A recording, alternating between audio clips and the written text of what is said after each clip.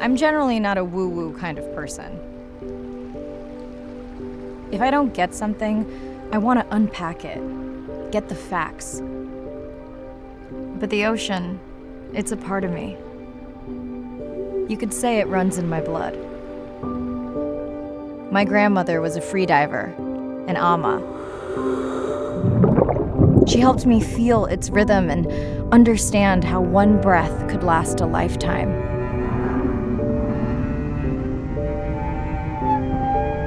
We dove so often, the memories all run together.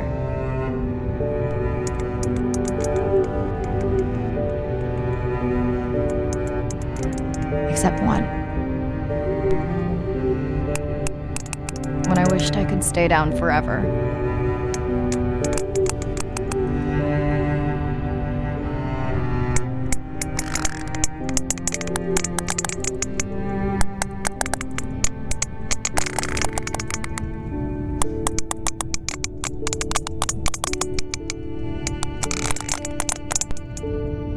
The ocean cast its spell on me that day. And its mystery still consumes me.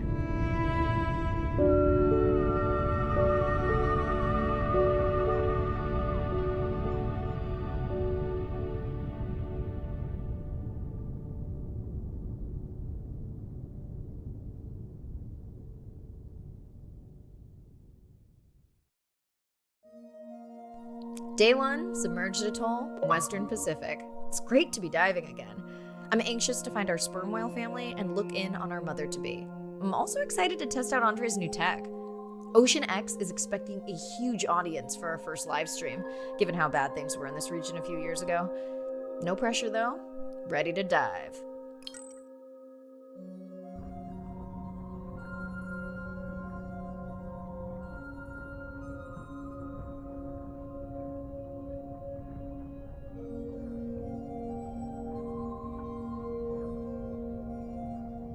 I'm in and okay. Hey, Mariah, how's the new suit? Nice. A bit itchy, but I've had worse. How are you breathing? Breathing easy. This rebreather is amazing. Feels like I'm freediving. A genuine compliment. Should have caught that on the live stream. Give me a few minutes. I want it to be amazing, and I'm still getting used to this AR visor.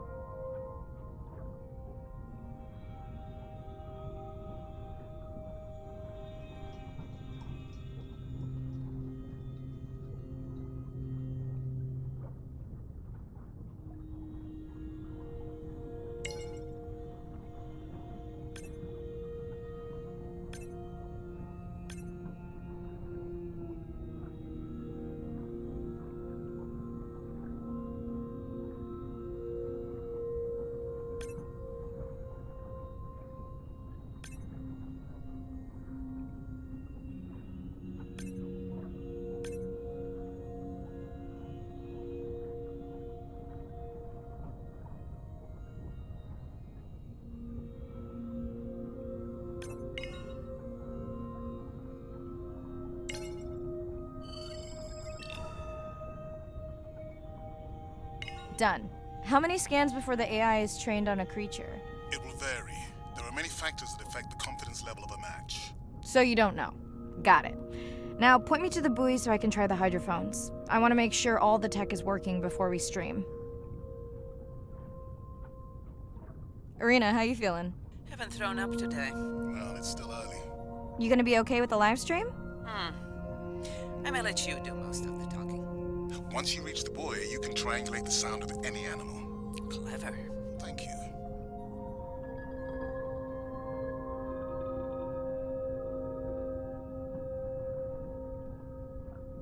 That's close enough. You can use your dive watch to control the buoy from there. Refresh me on the controls. Move the target and circle around. Each sound will get louder when you are close to locking in on an animal's location.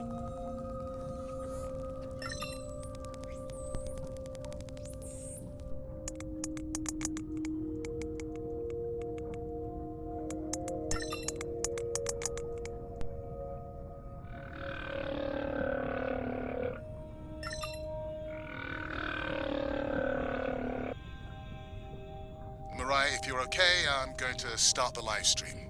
Let's roll. Welcome to the OceanX live stream. I'm Dr. Mirai Soto, and I'll be your eyes and ears on this expedition. I'm joined today by two colleagues. Hello, I'm Andre. Hello, everyone. I'm Irina.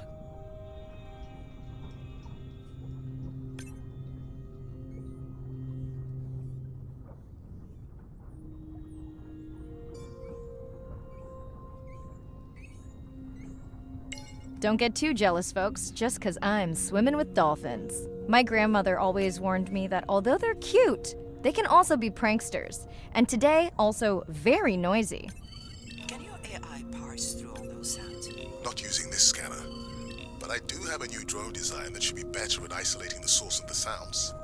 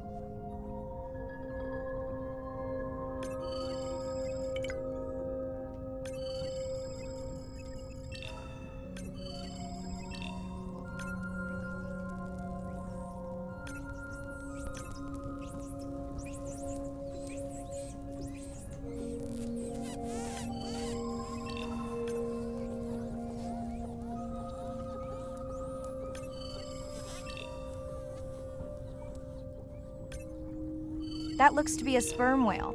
I think I saw this bull from the sub. I wonder how far he's traveled. Once we have a reliable ID on him, I'll see if anyone has tracked him before. Nice.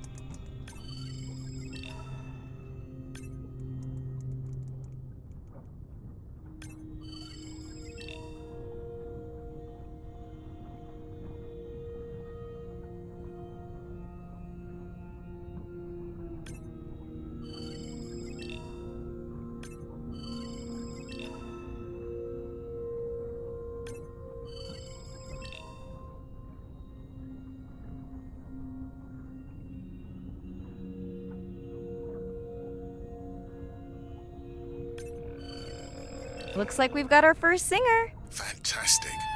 Hopefully on your next dive you can record his song to compare with other humpbacks in the area. Fun fact, in addition to being an engineering whiz, Andre is quite the musician. Are you still writing music? Not for years. Dry spell? More like raising teenagers.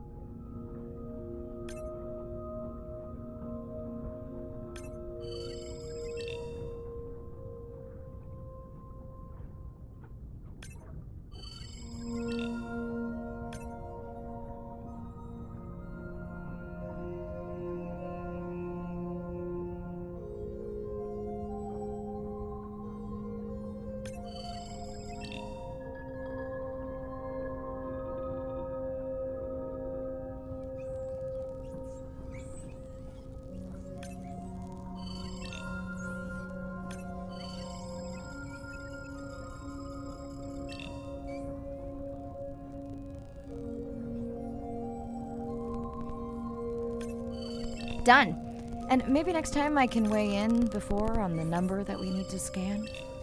As I mentioned, the confidence model is complex. You just want to find the whales. Guilty. Hey, Mirai, I'm seeing alerts on the South Buoy if you want to pull them down. Okay, let's see what mysteries this buoy unlocks.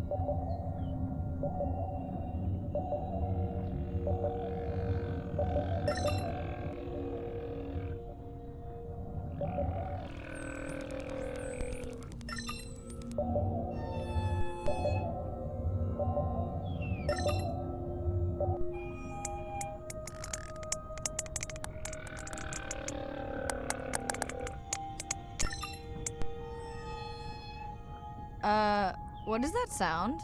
Did I break something? I've deployed acoustic modems to transmit from other sensors. For those of you who have no idea what he's talking about, he means we use sound to transmit data, so we can have Wi-Fi in the ocean. Impressive. What kind of bandwidth do we get? Like 1990s dial-up.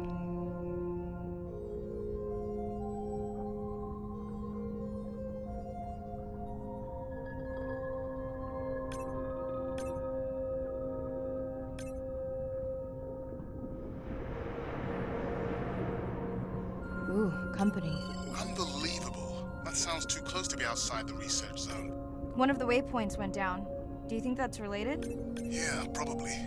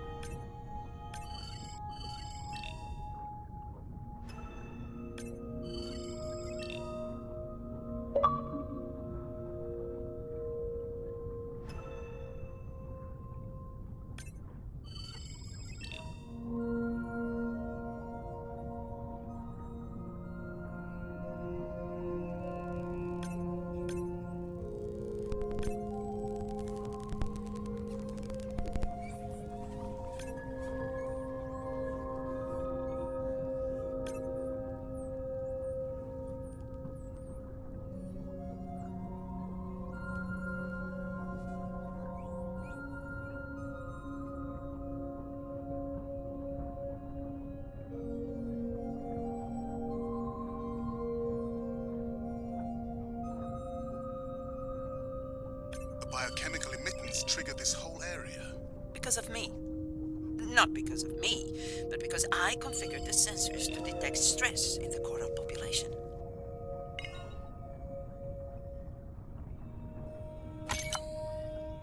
Okay, let's find out what's causing that stress.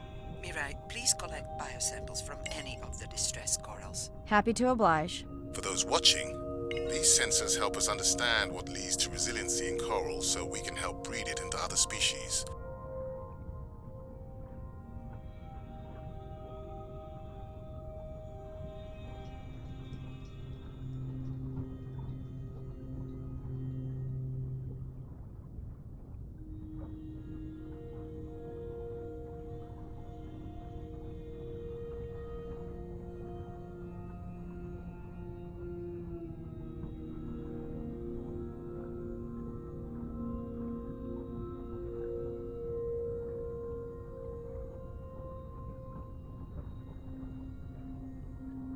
Done.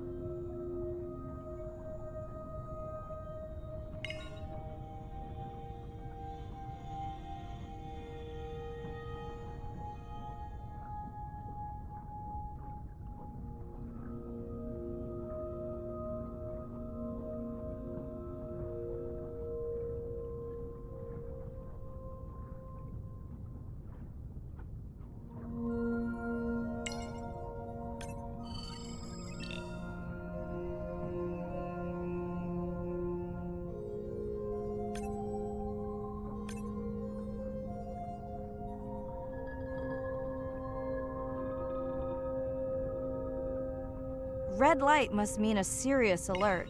Yeah, dead battery.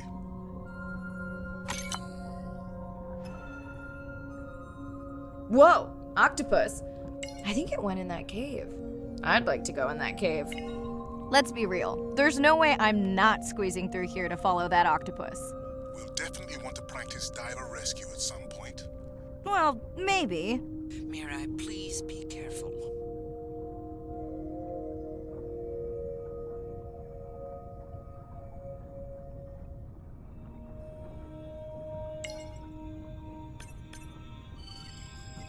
Hey there! Sorry to spoil your hiding place.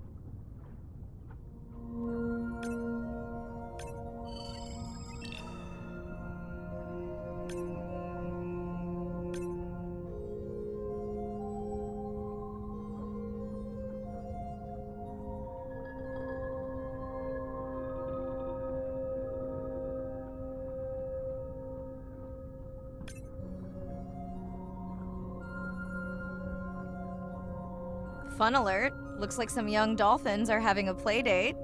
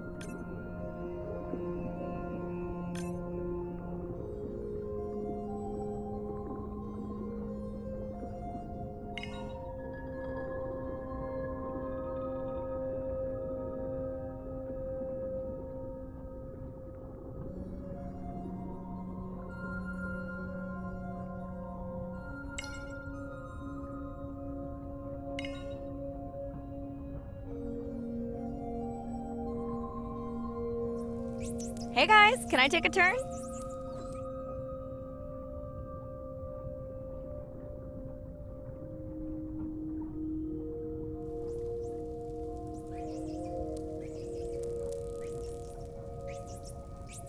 Well, you don't see that every day. At least I don't. Frankly, neither do I. Mirai, sperm whales. And they must be your pod because I have a tag signal that is definitely ours. Pushing the waypoint. On my way.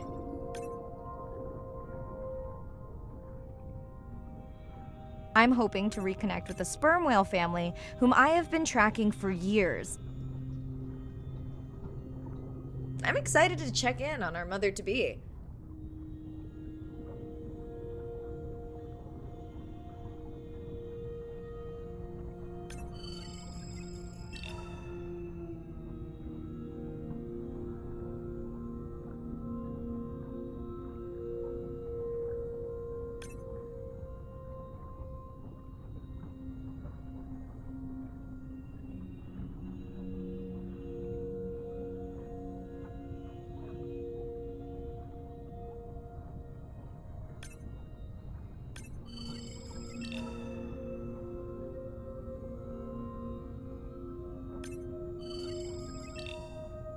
Mirai clearly has a fondness for these creatures. She's fallen silent. Right. Let me finish scanning them all. I still don't see our pregnant mother. Done. Good. Everything all right? I am now. Look. Our mommy whale has delivered. Everyone say hi to her beautiful 1-ton baby girl. Is she okay? Right. Shh. She's nursing. I just wish all of you could be here for 1 second. Amazing. That is the end of our stream. Like, share, comment. Remember, we need you. All of us down here.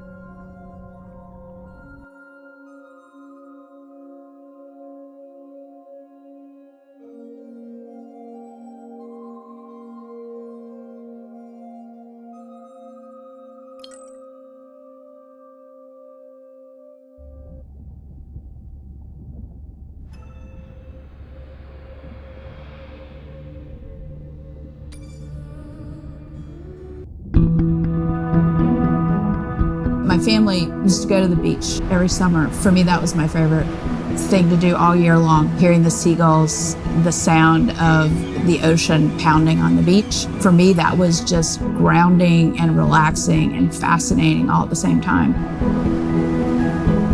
The physicality of the ocean is one of the things that, as a kid, attracted me the most. That thrill of just having that ocean energy push me along. You could just ride all day. There was no lift tickets, there was no fees to get into the ocean. When I describe to people what it's like to dive on a coral reef, they're like, oh, I never thought about that. They've never had a shark swim right beside them. Look them in the eye and give them a little fright for a second before they realize that the shark just wonders what I'm doing, just like I wonder what the shark is doing. I started free diving. So when I think of diving, I really think of free diving. Like, this is what whales do, right? Take a big breath of air and they hold that oxygen inside their body. This ability to free dive down to where the scuba divers were, swim around and come back up, was just so free, nothing on, no equipment. I just love that. It made me feel like a fish. When I did my first submersible dive, I realized it wasn't just that I was meant to be out on ships. I was supposed to be in the bottom. I don't think anyone has ever measured endorphins in submarines, but I can tell you they're probably through the roof. The first time I was in a submarine, I saw that life down there and 50 new questions popped into my brain that wouldn't have come up because it was this immersive experience and I just felt it. When you're in a submarine and you're looking at these magical environments, you're overwhelmed by this sense of wonder. You're humbled by this feeling of there's so much I don't know about the world, and you're stimulated to figure out how this all works together. I'm a marine biologist. I'm someone who studies the ocean from as many angles as I can. When my kids ask me what I do for a living, I tell them that I'm an explorer. I'm an aquanaut. I dive down to the bottom of the ocean and I see things that people have never seen before. how lucky am I to be able to share this amazing habitat with the rest of the world? As a child, I had no idea how important the ocean is, that the great majority of life on Earth is in the sea, that the greatest diversity of life is in the sea. My name is Sylvia Earle. I'm a scientist, an oceanographer, an ocean explorer. I've spent years at sea aboard ships and thousands of hours under the sea. I've seen things others have not. If others could see what I've witnessed, they would know how much the ocean has changed, and they would know why caring for the ocean matters to everyone, everywhere. The ocean is Earth's life support system, generating most of the oxygen in the atmosphere, capturing much of the carbon dioxide produced by human actions. The ocean is the planet's living blue heart. Every creature has a story. Every one, whether you're looking at a little crab, or a starfish, or a shark. If people stayed on the shore and never got underwater, how would we ever know that fish, that they have communities, they have faces? Their importance as fellow citizens, as cultures, as amazing creatures that we can learn from.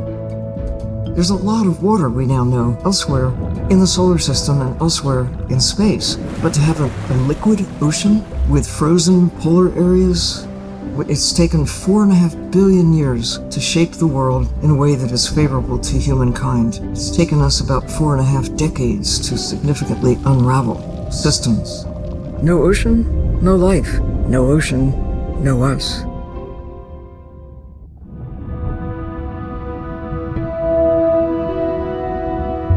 My name is Shane Garrow, and I'm the founder of the Dominica Sperm Whale Project. I've been following the lives of sperm whale families in the Caribbean Sea based off the beautiful nature island of Dominica. I've had the sort of greatest honor to spend thousands of hours in the company of the sperm whale families. And over the last 15 years, we've come to know 30 different families. We know about 10 of those personally. My research focuses mostly on the connection between these families' lives and what they say to each other, and how they succeed in the ocean by living in these small families. They live these rich and complex lives in part of the ocean that we find difficult to even explore. Sperm whale society is matrilineal, meaning it's grandmothers and daughters that will live together for life.